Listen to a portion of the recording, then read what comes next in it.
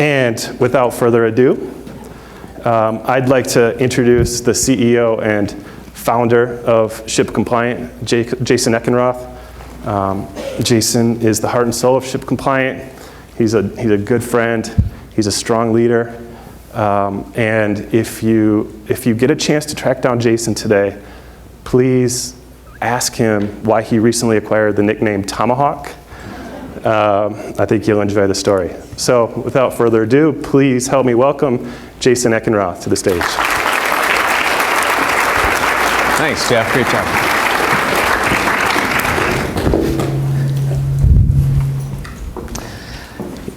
Yeah, it's probably going to be a little later in the day before I share the story about the Tomahawk thing. One thing to add to Jeff's comments is, if you haven't guessed, that photo booth is a lot more about having bribery ammo for the rest of the year than it is about sharing those photos on our Facebook page. So definitely give it a check out. So thanks again for everyone coming here today. As Jeff mentioned, this is an event that's very important to our team, and what we've heard from our clients over the years is that it's important to you as well. And so we create this day really centered around our customers. Now, not everyone in the audience is a client, but those who are, can you raise your hands? That's awesome. And so great. One thing we're going to discuss today is the vision of the company. It's a great opportunity to share with you kind of where we believe the industry and the company is headed, and make sure that we have an opportunity to listen to you and your feedback as to this type of information and the lens through which we're viewing this space. And one of the exercises that we use at ShipCompliant is to imagine that we're writing in a diary. This is what we tell our team is, imagine you're writing your diary every day, and somehow you're able to look in that diary and the entry is 5 years out, 10 years out. What is it that you're seeing? What's the world that you're living in that time period? And for us, when we think about our industry and our relationship with our customers, it kind of boils down to three things. Okay, there we go. Number one is that compliance is real time and it's imperceptible.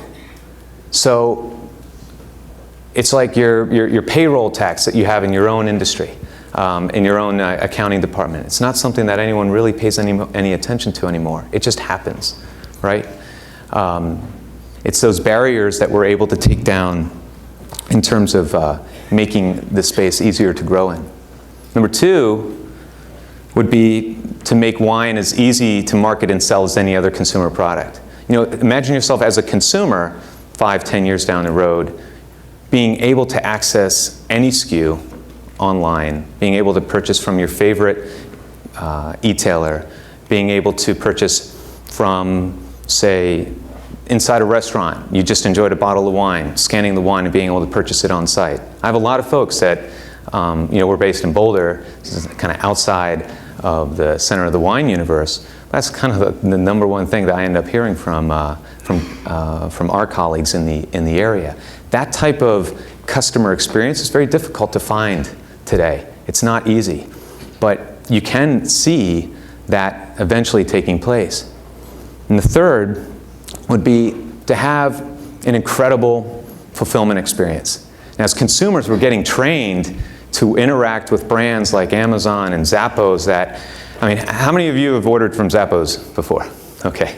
Right. How many of you have ordered from Zappos in your PJs at after 9 o'clock at night? And then how many of you have received that package the very next day? Doesn't that just blow your mind? Imagine if that happened in our industry. Imagine if your brand was able to just wow a consumer like that. Now, these are big problems. I'm sorry, not necessarily problems, but they're big opportunities, but they're very, very difficult to achieve. And that's why it's a longer term vision. But it's this vision that we use as a filter to figure out, okay, what do we need to work on? What do we need to do to help our clients attain this space? Now, there's a few barriers in the way, and this is kind of how we focus on what we're working on. You know, a lot of people say strategy is defined by what you don't do, right? It's not the choices you decide to pursue, but what you decide to leave on the table. And the filters that we use to decide what not to do are, of course, the end point where we want to get to, but also what are the greatest barriers in our way right now. And one of those barriers is compliance, labor, and effort. It's still too hard. Even with ShipCompliant, there's still too much effort and there's too much paper involved. So we got to tackle that. We got to destroy that barrier. Number two is the three-tier system was built and engineered 75 plus years ago. And that system needs to evolve into the 21st century while retaining the checks and balances that it was intended to. It just doesn't mean that everything has to be done via paper. It doesn't mean that everything has to be done in triplicate necessarily. But there's ways to make to help the three-tier system to evolve in a way that it still exists, but it's imperceptible. It's behind the scenes. And the third would be learning from other industries. E-commerce, direct-to-consumer sales, we're seeing so many industries take a DTC approach. There's an eyewear company out of New York called Warby Parker, I think. Has anyone ever used Warby Parker? Isn't that pretty cool? I mean, it's just a way that you wouldn't have ever thought of it before. You're ordering eyeglasses direct from this website and without the ability to try them on. You think it wouldn't work, but they've figured it out. There's just a ton of innovation occurring in other industries. Yet, in the wine industry, we're stuck in this 10-year cycle of being behind the times. You know, that's just kind of the feeling. That's like the saying in our space that, oh yeah, the wine is 10 years behind the curve. It doesn't have to be that way. And what can we do to remove this barrier so that we can learn from other industries, so we can see what's working in other verticals, see how they're remarketing and how they're targeting and developing relationships with consumers, so that we can do that with wine.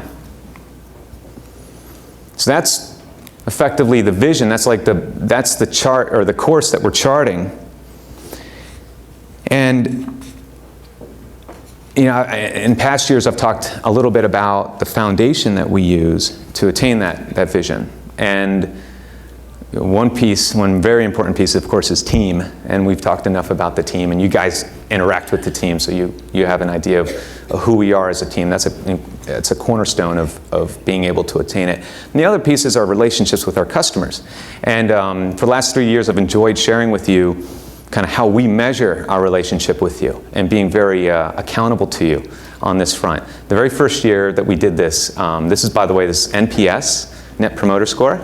In 2010, Fred Reichheld, the author of The Ultimate Question, came and talked with us about measuring customer loyalty. And since then, ShipCompliant has found it to be an incredible tool to understand our relationships with our customers. Our score at that time was 51. So the way it works is, how likely are you to recommend this service or product to a colleague or friend on a scale of 0 through 10? And you take the 9s and 10s, which are promoters, and you subtract them you subtract then the detractors, which are 0 through 6. That's a lot of folks. And then you divide it by the total responses, and that's your Net Promoter Score. 51, we were better than United Airlines, which is like a -7. So we knew we were on the right track. But Apple, Amazon, some of those incredible companies were much higher. Last year was 54. Anyone want to guess this year's number for a special prize? 92. No, that's awesome, but we're not 92. I heard 68. 68. Awesome. Everyone that won that prize, we're going to get a photo booth session together later.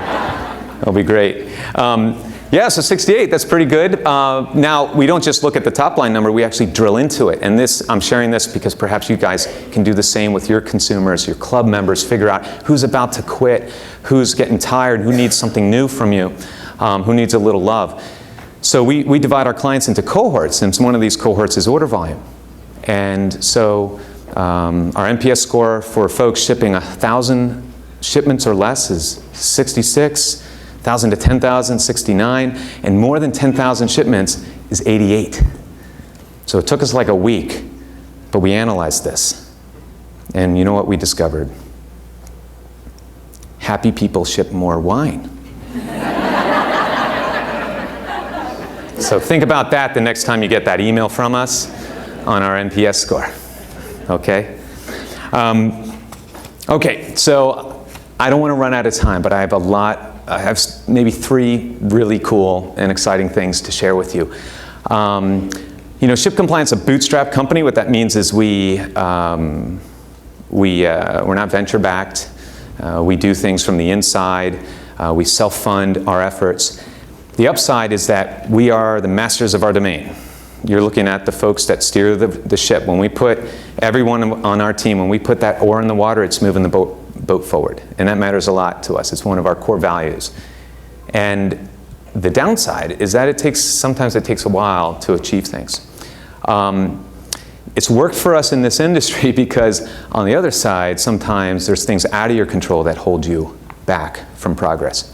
And certainly the regulatory environment is one of those. But we had a major achievement with a very strong government partner this past spring.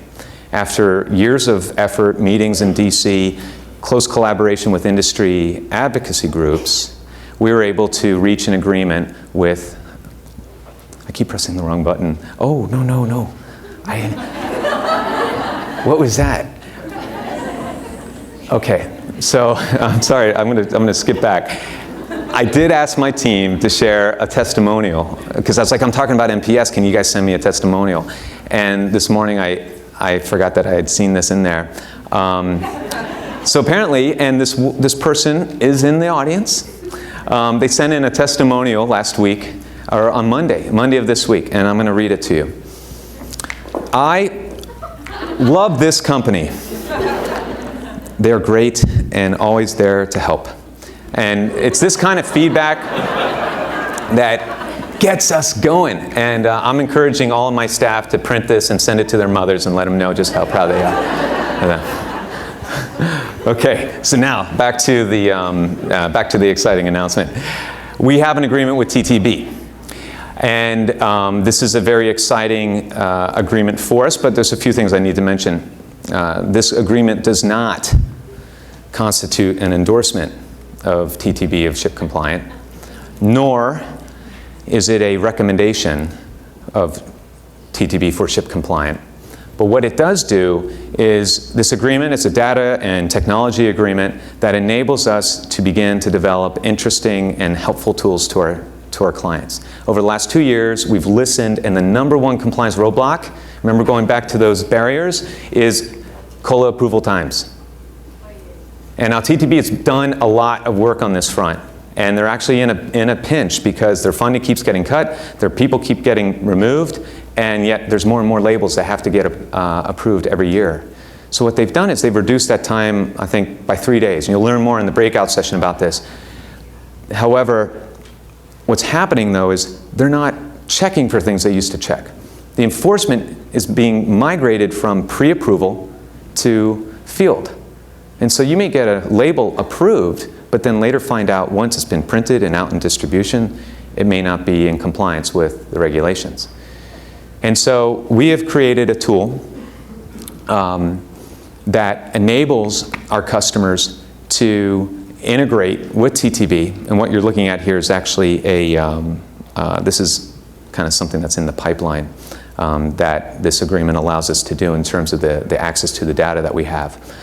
But the tool that I'm referring to has to do with COLAs Online. Okay, everyone who uses COLAs Online, just get a sense?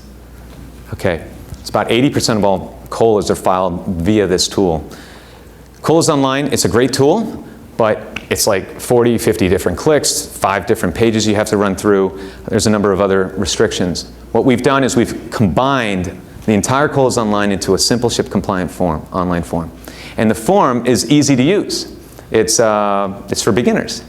It walks you through the steps. It double checks what you put in. You can't misspell an appellation anymore. You It makes certain that like the net sizes that you choose are compatible with the types of products that you're actually registering with TTB. It checks your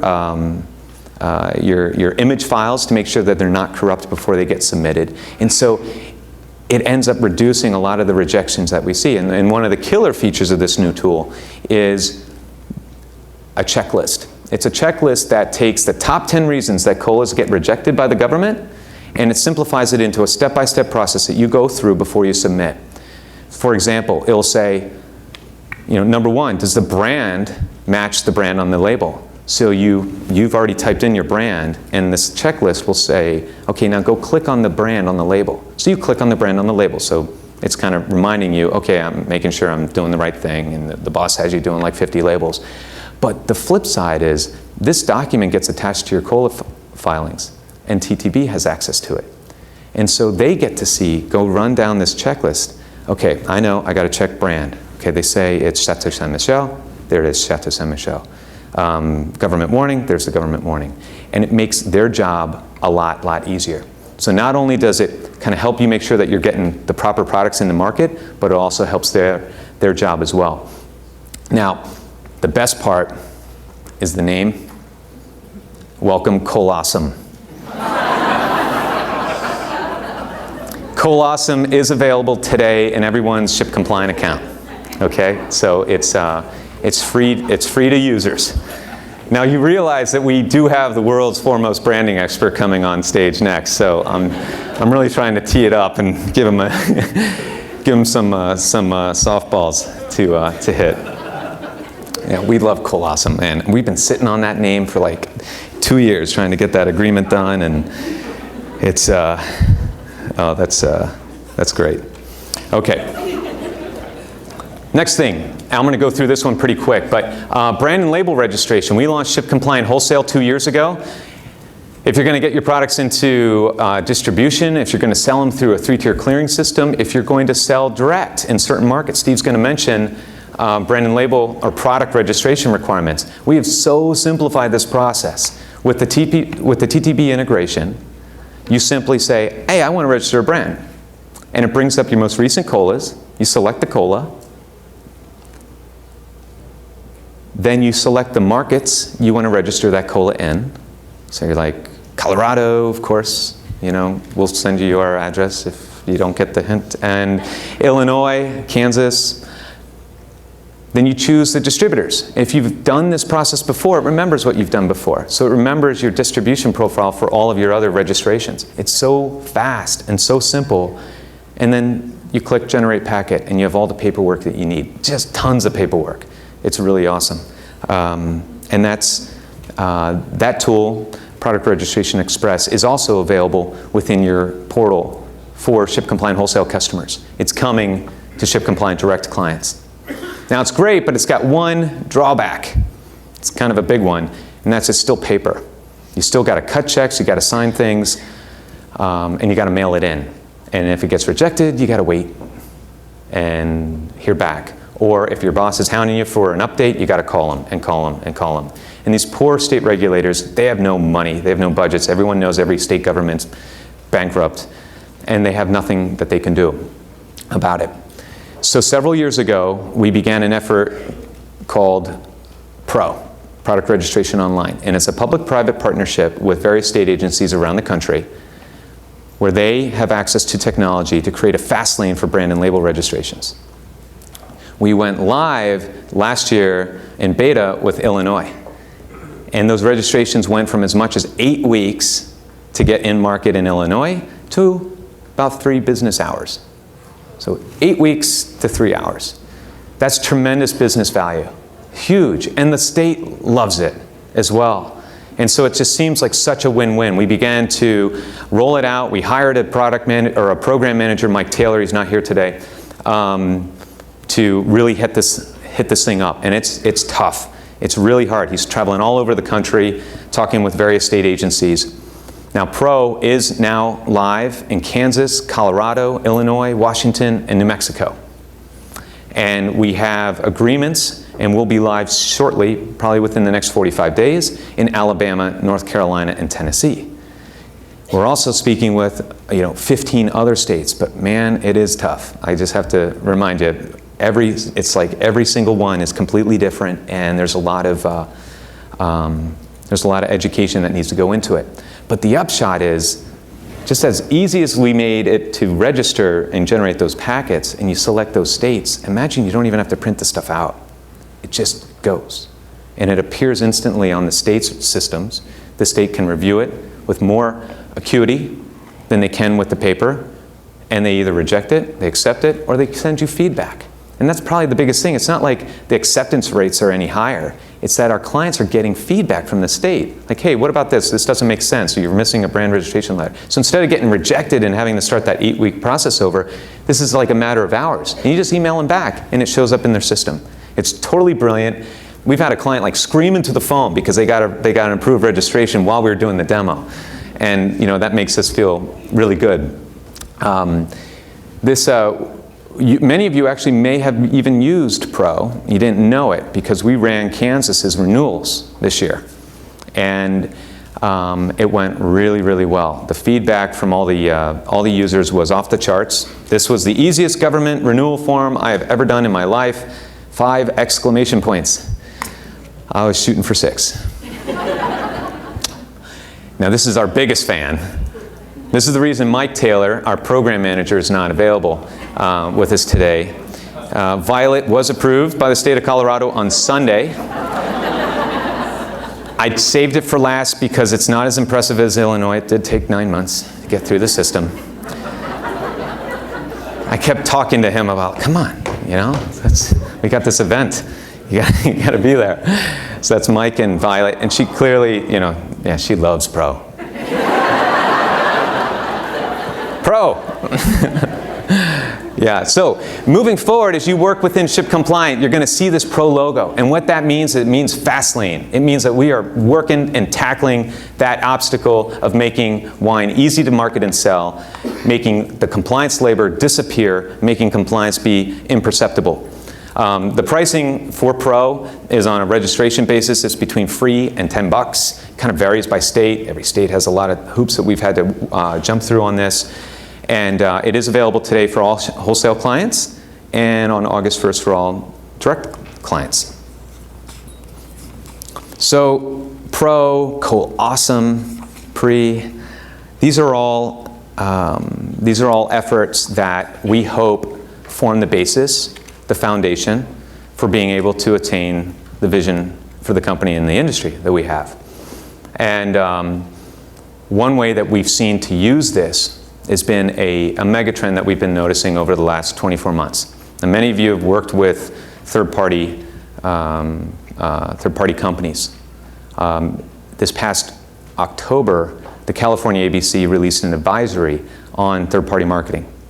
Wineries working with advertisers to market and sell their products to new sets of consumers. And the advisory provided a framework through which a licensee could compliantly interact with a third party. Now, third parties are known typically as flash sale sites, but it's a lot more than that, and those flash sale sites are evolving very quickly. Third-party marketing, what third-party marketing allows for our industry, we believe, is the ability to innovate and learn from other spaces, and to innovate quickly. And what we want to be able to do is to help our customers experiment and participate in programs of their choice, whatever they want to do. And as this space began to move faster and faster and faster, we began to have to put certain systems in place in order to ensure that our customers were operating within the confines of the advisory and other state regulatory instances. But there was something that always kind of nagged me in the back of my mind was, what's the role of third-party marketing with a winery's direct-to-consumer programs? Is it a zero-sum game? Does operating with a third-party marketer, does it end up cannibalizing your own sales? And so we were fortunate enough to actually be able to look at the data. Now, ShipCompliant's been in business for 8 years. We've processed $2 billion worth of wine sales over that time. There's a tremendous amount of data. And some of the really interesting pieces has to do with the actual consumers, like the unique households. Did you know that for every one of the wineries in the audience here today, 25% of your customers have purchased at least from more than one of your colleagues? So there's a lot of consumers that are only purchasing from you. Now, with third-party marketing, 80% of their consumers, of programs that they've processed, are new, brand new to the wine direct industry. They're consumers that, as an industry, we have not been able to reach before. That's 80%. And that's pretty interesting, because if you think about, as an industry, what do we need to do? We need to grow the consumer base in the US. If ShipCompliant's been processing $2 billion in wine, and there's 2.7 million unique households that have ever purchased that wine, that's not enough. There's a lot more, right? There's a lot more consumers that they're just not trained and conditioned to purchase wine online. And so this began to, so we dug into that a little bit further. And we're like, okay, great, new customers. So what about the 20% that are already purchasing from wineries? Well, it turns out that there's no impact that we've seen from wine consumers that have an existing relationship with a winery. After a third-party program, they have the exact same relationship with that winery. There's no reduction in those sales. And of the 80%, 7% are actually developing direct relationships with wineries. And I think that number can really go up if, as an industry, as a winery, if you participate with a third party, you take a little more initiative to remarket to those consumers when available to them. Because that 7%, I think, is just like, it's just falling off and hitting folks in the head. The other issue, now I also thought, well, a lot of our customers are highly allocated. They sell all their product. They have really tight mailing lists. And why would they have any interest in working with third parties? And I began to talk with some of those customers. I mean, customers that like debate whether they should just turn off their mailing list. And what I consistently heard from across some of the most respected brands was they have a big fear. And that fear is retirement. Their customers are getting older. Their direct-to-consumer customers are getting older, and once they retire, they start to buy less. They get on fixed income, they start to purchase less. And they're having a hard time reaching a younger consumer set. This chart is showing us across, on average, the consumer age of our wineries that are shipping direct-to-consumer versus the consumer ages of the third parties that are able to reach a new set of consumer base. So it's another thing to think about. All this is combined to help us understand how we can best serve our client base. And we assume that you have wine direct to consumer as a channel, you have trade as a channel, and you have third-party marketing programs as a channel. These channels can be telesales, social gifting, social shopping are some of the new things that we're seeing. Private sales, of course, branded wine clubs. Some of these are private. I mean, they're just what the winery is developing with their own assets and their own relationships. But they still have to kind of go through the same types of motions. So there's a need for a workflow. There's a need for a platform to enable our clients to be able to participate in opportunities without adding any incremental costs. And that's what is behind the ShipCompliant Marketplace platform. So ShipCompliant Marketplace achieves 4 tenets of compliant marketplace platforms. Number 1 is transparency, that the licensee is known to the consumer. The consumer knows who they're doing business with. Number 2 is compliance, that if the consumer is doing business with the licensee, that the orders in which the consumer is doing are in compliance with what the rest of the volumes that the winery is partaking in.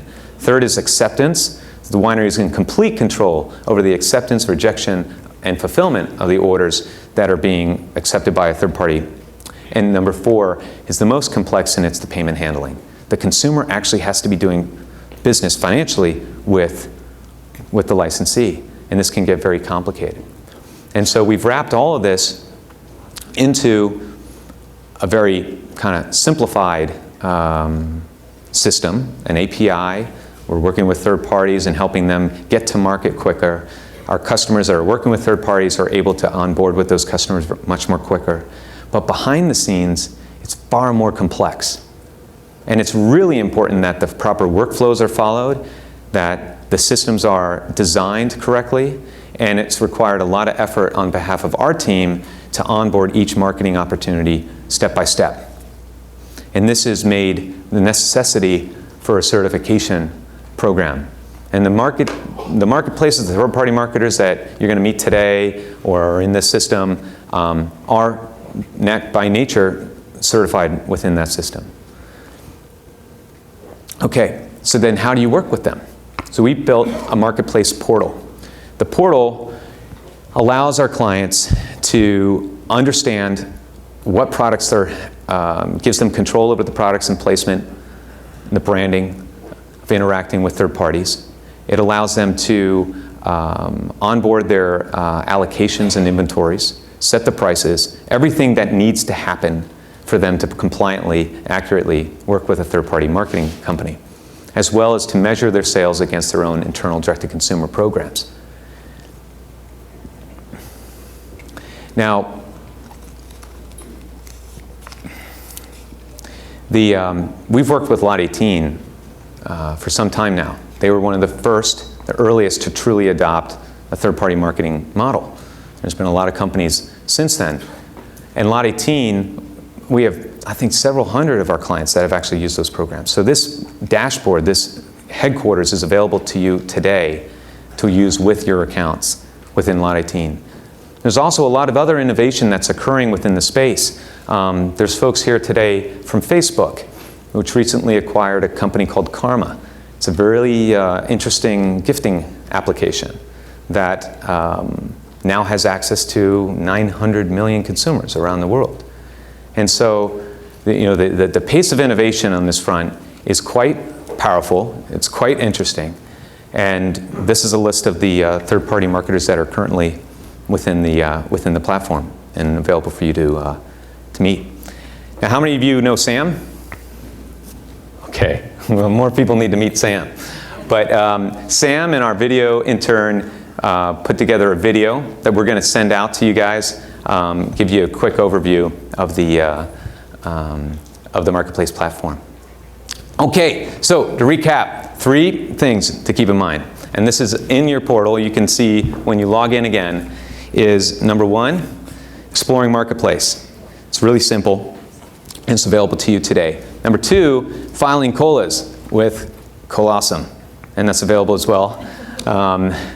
And number 3 is brand and label registration, also available to all of our clients. So as you use these tools, please, there's a little heart in the bottom of the corner of the system. Click it, send feedback, let us know what you think.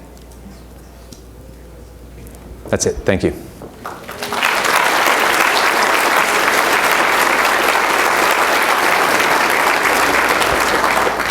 Okay, so I mentioned earlier that I was going to tee up a lot of awesome branding like Colossum and Pre and Pro.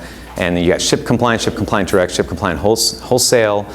We have a myriad of other internal code names. Anyway, ShipCompliant, I think, is like a branding mess, a branding salad.